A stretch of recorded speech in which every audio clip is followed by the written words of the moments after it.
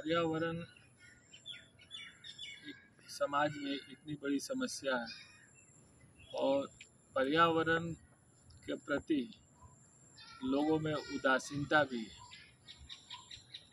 समाज में अंधविश्वास फैलाने वाले लोग इस तरह का अंधविश्वास फैला चुके हैं। पेड़ पौधों को लेकर के भी लोग अंधविश्वासी राजनीति करते हैं। जैसे अगर किसी को अपने जीवन में बड़ का पेड़ लगाने का इच्छा हुआ तो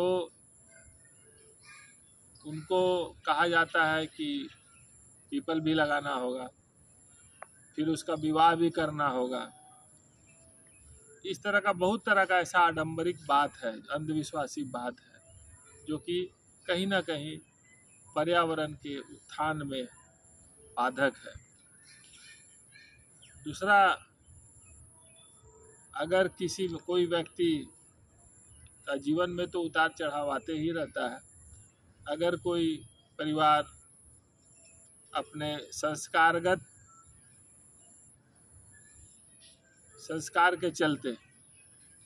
भोग के चलते अगर किसी परेशानी में है तो उसके घर में अगर किसी तरह का कोई पेड़ लगा हुआ है और पेड़ अगर बड़ा है तो जो भी पुरोहित लोग तथाकथित आज के समाज में है उनका ध्यान पेड़ पर जाता है, लोग पेड़ को कटवा देते हैं।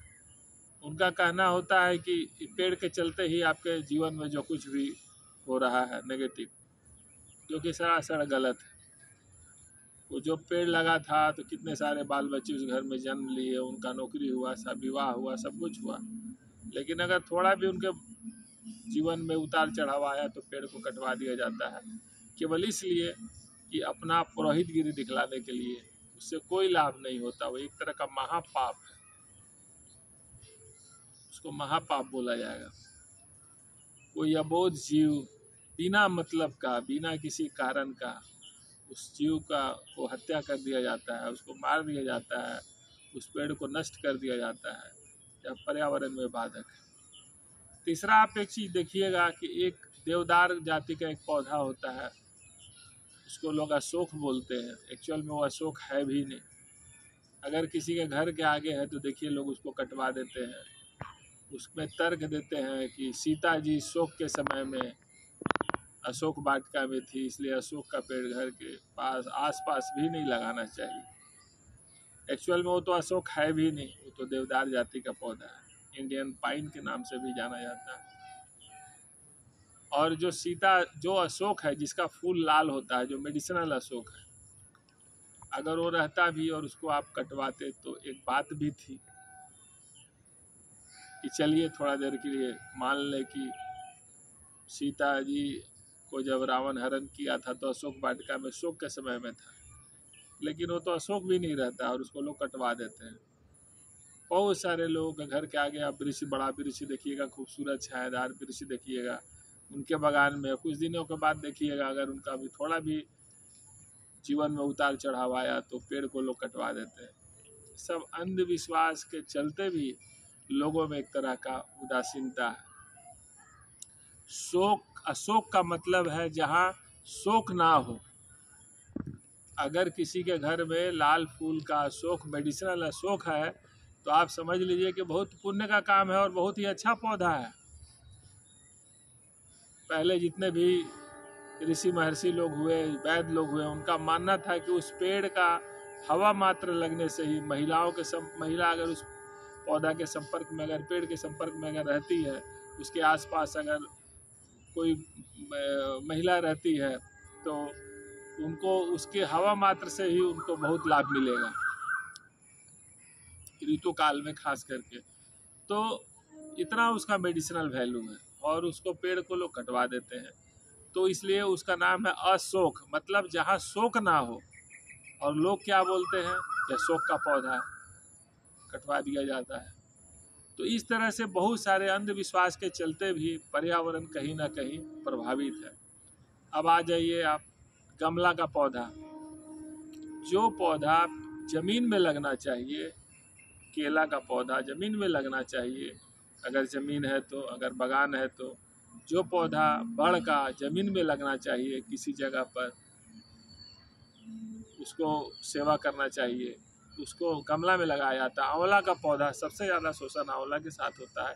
इतना सात्विक पौधा, इतना अच्छा फल का मेडिसिनल प्लांट है, उसको लोग गमला में लगा देते हैं और अलग अलग दिन को ग्रह के रूप में मान लिया गया है और उस दिन उसमें पानी विशेषकर डाला जाता है। पानी तो प्रतिदिन डाला जाता है और ये जितने सारे पौधे हैं, 4-5 तरह के पौधे, सबको गमला में पानी डालकर सड़ा दिया जाता है। एक व्यक्ति अपने जीवन में 20-50-100 पौधा भी लगाता है गमला में, क्योंकि प्रतिदिन पानी डालेंगे तो सड़ेगा ही। लेकिन जो भी लोग हैं जो ये अंधविश्वास को फैलाने वाले हैं, अगर थोड़ा भी उनको सुबुद्धि काम करता, थोड़ा भी उनके मन में सात्विक भाव रहता, थोड़ा भी उनके मन में पर्यावरण के प्रति नेक भाव रहता, तो बोलते कि अगर अपने आप ग्रह को ख़त्म करना चाहते हैं, आपके ऊपर जो कुछ भी है, क्योंकि लोग तो उन्हीं को फॉलो करते हैं, अगर उनको वो बोलते कि 4-5 बाल्टी प्रतिदिन पानी किसी बड़े पेड़ में डालो, तो हो सकता है कि कुछ परमात्मा आशीर्वाद भी देते हैं और जिस पौधा में पानी डालते हैं अगर जो भी व्यक्ति हैं, तो पौधा भी कुछ, उससे भी कुछ आशीर्वाद मिलता है। लेकिन वो किस में डालते हैं? वो गमले का पौधा में डालते हैं। वैसा पौधा जो कि बहुत छोटा है, उसको बहुत थोड़ा सा पानी चाहिए और उसमें प्रतिदिन भर भर लोटा पानी डाल करके लोग सड़ा देते हैं। एक तरह का यह अंधविश्वास के साथ साथ यह पाप भी है। इस पौधा, जो कोई पौधा बिना पानी के बिना मर रहा है, उस पौधा में पानी नहीं डाल करके आप गमले के पौधा में पानी भर भर के डालते हैं और लोग सड़ा देते हैं पौधा को। ये धर्म के नाम पे, अंधविश्वास के नाम पे बहुत ही अपराध है। इससे कभी भी समाज का आत्मिक तो ही नहीं और पर्यावरण के भी लोगों में ज़्यादा जागरूकता नहीं आएगी। लोग अंधविश्वास का शिकार हो। देखिए ना, बड़ा गजब लगता है, मछली भोजन नहीं रहती है, मछली जो है वो तालाब रहती है, भोजन है, पूरा तालाब उसका भोजन है, भोजन का ही है। लेकिन आप देखिएगा, जमशेदपुर में ही एक तालाब है, शहर सोनारी और कदमा के बगल में एक तालाब है, धटकीडी के पास में। वहाँ सुबह आप नज़ारा देखिए, आपको समझ में आ जाएगा। बगल से बहुत सारे ऐसे भीख मांगने वाले लोग हैं, गुजरते हैं, उनको कोई भोजन नहीं देता है, लेकिन वैसा जीव जो कि भोजन में ही रहता है, उसको लोग बिस्किट, महंगे महंगे बिस्किट और भी बहुत सारा चीज़, ब्रेड ले आकर के लोग खिलाते हैं, इसलिए कि मेरा ग्रह दूर हो जाए। अरे भाई, इतने पढ़े लिखे लोग हैं, उनको इतना भी बुद्धि नहीं है कि वो तो खुद भरा पेट है उसका, मछली का, वो तो भोजन में ही रहती है। अब अगर नल्ली के कीड़े को अगर आप भोजन कराइए, ऊपर से दूध पिलाइए, तो इससे बड़ा बेवकूफ़ी और क्या होगा। और बगल में ही गरीब लोग जो है उधर से गुजरते हैं, उनको कोई पूछने वाला नहीं होता है।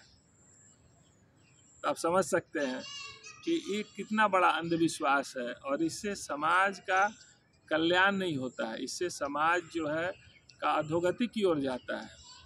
इसलिए पर्यावरण के प्रति लोगों का झुकाव बढ़ाने के लिए इस संस्कार डालना होगा, बचपन से ही लोगों को बताना होगा, बच्चों को बताना होगा कि जितने भी जीव जंतु, पेड़ पौधे, गुलमलता, ये सभी हमारे परिवार के सदस्य हैं, सभी हमारे परिवार के सदस्य हैं। ये सभी एक ही, इनके सबके पिता एक ही हैं, परम पिता परमेश्वर हैं, जो पूरे सृष्टि को चला रहे हैं। तो जब सबका पिता एक ही है, तो यह अधिकार कौन दिया है हमको कि उस जीव को हम नष्ट करें, उस जीव को हम मारें बिना उनका इजाज़त का? कभी भी कोई भी परमात्मा, कोई भी देवता अपने बच्चों को कभी नष्ट करने के लिए, कष्ट देने के लिए नहीं बोलेंगे। बल्कि मनुष्य जो है इस पृथ्वी का सबसे विकसित जीव है। इस विकसित जीव होने के नाते मनुष्य का कर्तव्य बनता है कि पूरे हर जीव जंतु को, जितना हो सके हर जीव जंतु को, गुलमलता को, जो भी है जीव है इस पृथ्वी पर है, जो उपेक्षित है, जिनको कोई पूछने वाला नहीं है, वैसे जीव जंतुओं को सेवा करें, वैसे को भोजन दें, वैसे को पानी दें। गर्मी काफ़ी पड़ रही है, पानी दें और जीव जंतुओं को, पेड़ पौधों को बचाएं।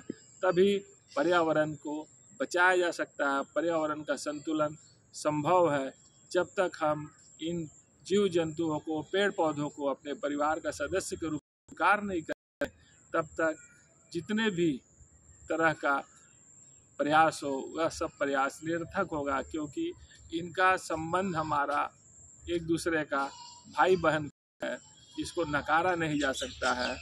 और आनंद मार्ग के संस्थापक आनंद मूर्ति जी ने नव्य मानवतावाद में यह बता दिए हैं कि जब तक इन पेड़ पौधों गुलमलता को हम अपने परिवार का सदस्य का रूप में नहीं जब तक स्वीकार करेंगे, तब तक पृथ्वी पर संतुलन लाना असंभव है।